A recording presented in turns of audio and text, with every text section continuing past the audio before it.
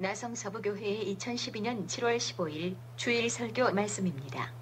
성경 본문은 요한복음 14장 26절에서 27절까지 말씀이며 참 평안을 얻는 길이라는 주제로 이정현 목사님께서 설교해 주시겠습니다. 오늘은 여러분에게 참 평안을 얻는 길이란 제목으로 말씀을 소개하고자 합니다. 미국 백악관의 대통령 전용차는 그 가격이 55만 달러나 된다고 합니다. 이 차는 링컨 리무진으로 겉으로 보기는 날씬하지만은 그 무게만 2톤으로 거의 장갑차 수준입니다. 천장은 전투기용 외피를 쓰고 차 유리창도 이 전투기용 유리로서 총탄이 유리를 뚫지 못합니다. 타이어도 특수 설계에 의해서 제작됐기 때문에 차가 가다가 폭탄이 터져도 타이어 4개 모두가 다 터져도 그 차는 50마리나 더 달릴 수 있게끔 만들어졌다고 합니다. 왜 이렇게 대통령 차를 돈을 많이 들여가지고 특수하게 만들었을까요? 대통령이 탄 차에 누가 언제 폭탄이나 테러를 가할지 모르기 때문에 불안해서 그렇게 많은 돈을 들여가 특수하게 제작한 겁니다. 그러므로 이 세상에서 가장 좋은 것이 무엇일까요? 모든 걸 다 가지고 있다 할지라도 가장 귀한 것은 마음의 평안인 줄 믿습니다. 오늘 이 예배에 참석하신 성도 여러분들에게 세상이 줄 수 없는 그 예수님이 주시는 참 평화를 받아가지고 가시기 바랍니다. 사람은 육을 가지고 있지만은 다른 동물과는 달리 하나님의 형상인 인격으로 만들어진 4차원의 세계에 속한 존재이기 때문에 사람은 육적인 것만 가지고는 참된 행복과 만족을 누릴 수가 없습니다. 그러므로 그 영혼에 하나님이 주시는 참된 평안의 복을 받아야 사람은 이 땅에서 행복을 누릴 수 있다는 겁니다. 고대 광실 저택에 살아도 마음의 평안함이 없으면 감옥과 같고, 아무리 좋은 음식 산의 진미를 배불리 먹어도 마음의 평안함이 없으면 밥맛이 쓰고 소화가 잘 안 된다는 겁니다. 우리가 살고 있는 이 미국은 세계에서 최고로 살기 좋고 부유한 나라입니다.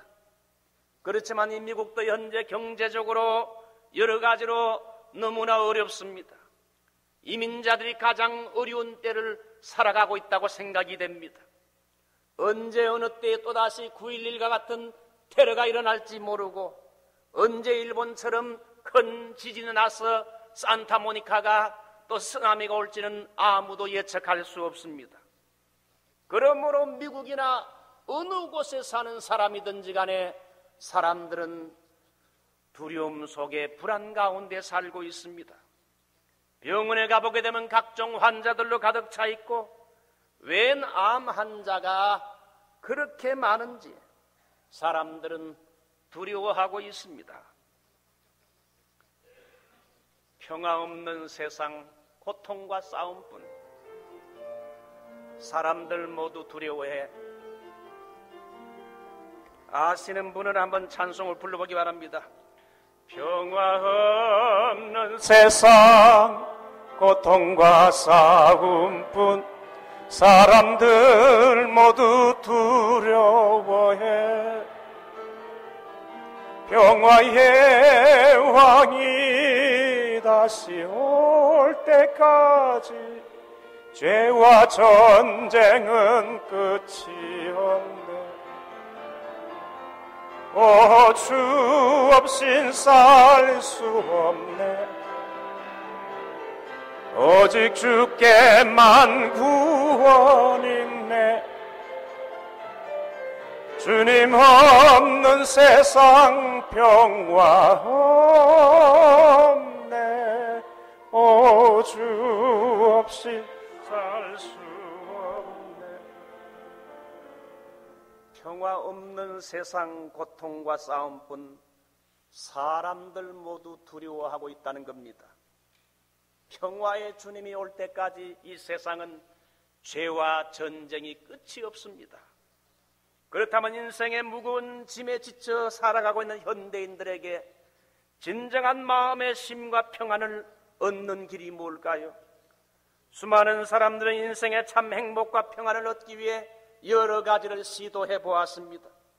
이스라엘의 3대 왕이었던 솔로몬 왕은 인생의 참 행복과 만족과 쾌락을 얻기 위해서 천하의 예쁜 아내를 1000명이나 자기 곁에 두었습니다. 여색을 즐겨보았고 집은 백향목으로 잘 으리으리하게 지었고, 그리고 아름다운 정원을 가꾸고 과일나무를 심고 매일 노래하는 남녀를, 춤추는 남녀를 자기 곁에 두어서 춤을 추게 하고 이 세상의 부귀영화를 다 누려보았습니다. 그러나 이 솔로몬 왕의 마지막 고백은 전도서 2장 12절의 말씀처럼 내 손으로 수고한 모든 수고가 다 헛되고 헛되며 헛되고 헛되니 마치 사람이 손으로 바람을 잡는 그와 같구나. 내 인생은 참으로 헛되고 무익했다고 말하고 있습니다. 영국의 유명한 희극 배우 채플린, 이 사람은 자기의 유머와 말 재주로 수많은 사람들에게 웃음을 선사했습니다. 그러나 이 사람의 말년의 고백은 내 인생은 고독과 허무, 평안이 없는 인생이었다고 솔직히 고백했다는 것입니다. 세계적인 배우였던 마릴린 몬로는 아름다운 미모와 명성과 부귀영화를 다 누렸던 인생이었지만 이 여인은 37살에 죽음을 선택했습니다.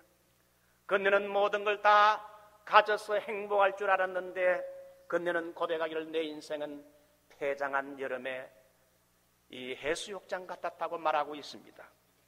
그래서 결국은 인생의 허무와 고독을 이기지 못해서 결국은 자살했던 것입니다. 세상에 좋은 것이란 다 소유했던 에델 듀폰트라는 여성은 미국 최대 재벌의 딸이었습니다. 부친으로부터 수많은 유산을 상속받았습니다. 미국 최고의 미남 남편과 결혼했습니다. 부귀와 미모와 핸섬한 남편, 세상 영화를 다 가지며 누려보았습니다. 그러나 불안과 고독을 이기지 못해 결국은 화장실에서 목을 메어 자살했던 것입니다. 참 마음의 평안함이 없었던 것입니다.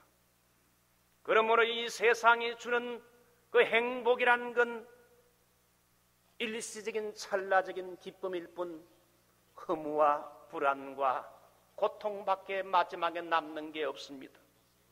여러분, 그러므로 인생이 뭘까요? 인생을 무엇에다 비유할 수 있을까요? 야고보서에 의하면 인생은 마치 아침 안개와 같다고 말하고 있습니다. 내일 일을 너희가 알지 못하는도다. 너희 생명이 무엇이뇨? 너희는 잠깐 보이다가 없어지는 안개니라. 안개와 같은 인생이라고 성경은 말합니다. 잠시 살다 가는 인생, 저도 이 미국 생활이 엊그제 같았는데 벌써 수십 년의 세월이 화살같이 지나갔습니다. 큰 아이를 6개월 때에 한국에서 이민 오면서 그 아이를 이제 안고 왔는데 벌써 30살이 이제 지나가고 있습니다. 그러다가 인생은 곧 죽음이 찾아옵니다.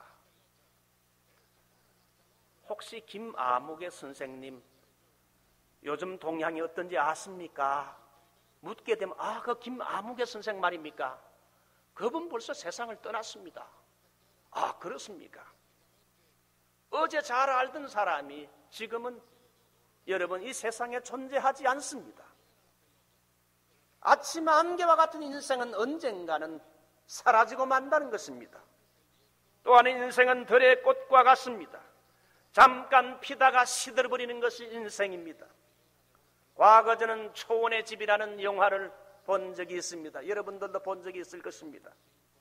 그 영화를 보게 되면 한 처녀가 자기의 사랑하는 애인과 연애를 했습니다. 자기의 사랑하는 남자 애인은 자유분방한 스타일의 남자입니다. 이 처녀는 아주 보수적인 집에서 엄격하게 자라난 보수적인 처녀입니다.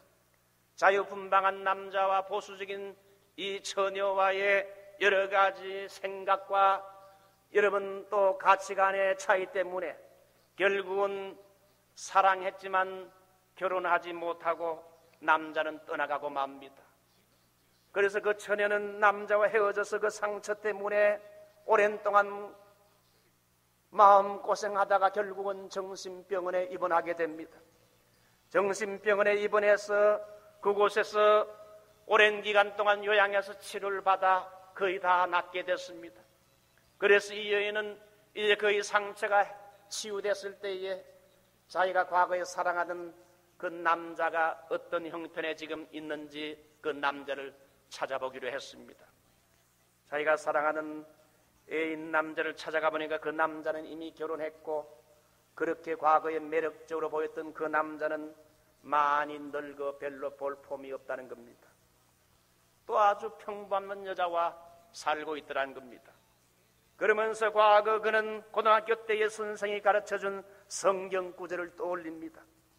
모든 육체는 풀과 같고 그 모든 영광이 풀의 꽃과 같으니 풀은 마르고 꽃은 떨어지되 오직 주의 말씀은 세세토록 있도다. 모든 육체는 풀과 같고 그 모든 영광이 풀의 꽃과 같으니 풀은 마르고 꽃은 떨어지되 오직 주의 말씀만이 세세토록 있도다. 그렇게 잡으려고 했던 사람, 그렇게 매력적이고 사랑스럽게 보이던 그 남자도 시간이 지나가면서 다시 보니 다 헛된 것이었음을 그 영화는 교훈을 주고 있습니다. 오늘 우리가 제일 세계에서 살기 좋다는 풍요로운 미국을 살아가고 있습니다마는 이 미국을 살아가는 사람들도 수많은 사람들이 많은 염려와 스트레스 속에서 수많은 사람이 각종 우울증 질환으로 매일마다 약을 먹고 있습니다. 수많은 정신질환, 마약 중독자가 가득 차 있는 곳이 되어버렸습니다. 이집트의 스핑크스 전설은 참으로 의미가 있는데 이 이집트의 스핑크스는 사람은 얼굴은 사람인데 몸체는 사자의 몸을 가진 스핑크스는 지나가는 사람들에게 수수께끼를 내고 대답하지 못하면 다 죽였다고 합니다. 아침에 4다리로 걷고 점심때쯤 2다리로 걷고 저녁 때는 3다리로 걷는 것이 뭐냐 이렇게 수수께끼를 냅니다. 그 해답이 뭡니까? 마음으로 답해보기 바랍니다. 아침에는 4다리, 점심때는 2다리, 저녁 때쯤에는 3다리. 이게 바로 인간인 것입니다. 아기 때는 기어다니기 때문에 4다리요, 그 후에는 서서 다니니까 2다리요, 늙으면 다리가 힘이 없어 지팡이를 짚으니까 3다리가 됩니다. 일부 때 어느 권사님은 목사님 저는 3다리입니다. 지팡이를 짚고 다니니까 저는 3다리입니다. 그렇게 말하는 걸 봤어요. 참으로 인생은 굉장한 것 같은데 나중에 보면 별거 아닌 허무한 존재란 겁니다. 그러므로 인간이 인간답게 살려면 하나님이 우리 인간을 지으신 참된 의미와 목적을 깨달아야 됩니다. 흔히 인간의 생애는 3가지 단어로 표현하는데 제일 첫 번째가 to want, 원하는 것, 욕망이지요. 두 번째가 to have, 가지는 것, 소유입니다. 세 번째가 to learn, 욕망과 소유를 위하여 달려가는 겁니다. 내가 수없이 많은 원하는 욕망이 있습니다. 남보다 더 많이 가지려고 소유하려고 합니다. 그래서 아침부터 새벽에 일찍 일어나서 내가 원하는 걸 더 많이 가지기 위해서 남보다 더 많이 가지면 행복할 줄 알고 열심히 욕망과 소유를 위해서 달려가는 것이 인생이라는 겁니다. 그러나 여러분, 이 3개의 동사가 끝날 때에 인생은 허무감을 느낀다고 합니다.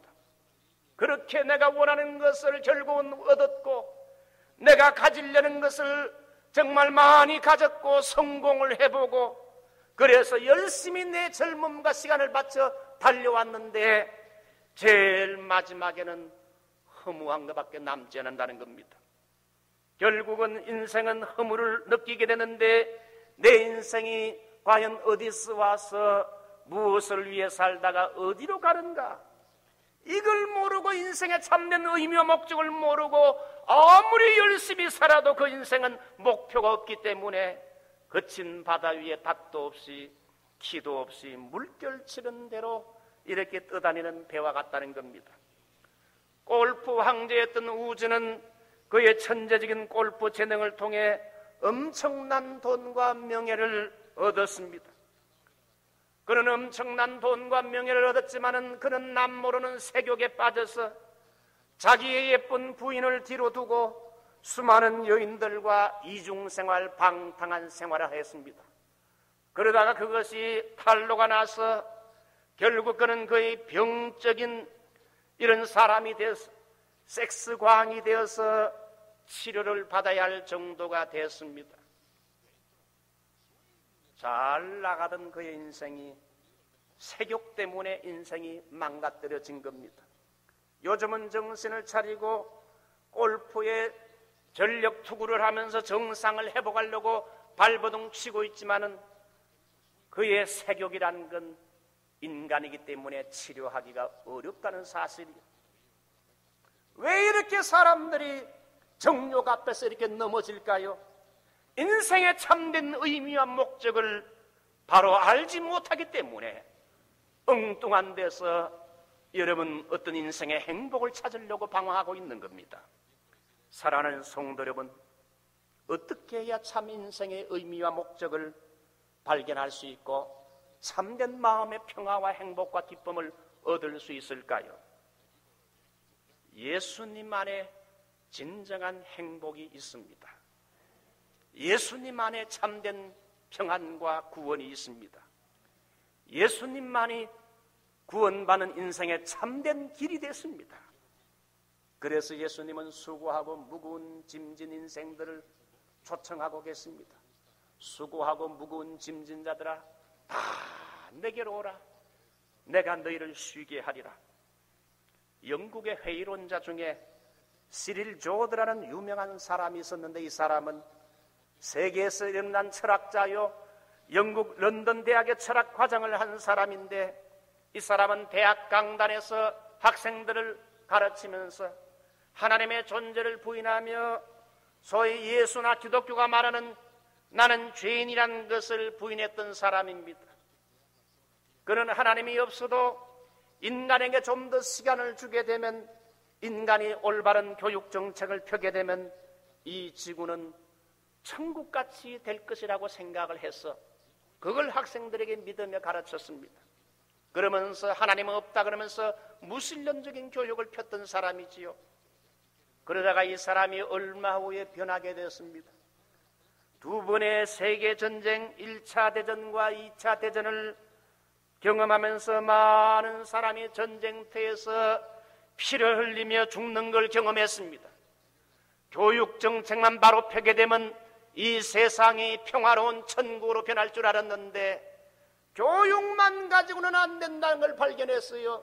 전쟁이 무섭게 휘몰아쳐 오자 수많은 사람이 죽는 걸 보면서 앞으로 이 세상은 마지막 3차 대전이 일어나게 되면 이 세상은 종말이 오겠구나는 위기의식을 느끼면서 그의 과거에 가졌던 생각이 완전히 달라지게 되었어요.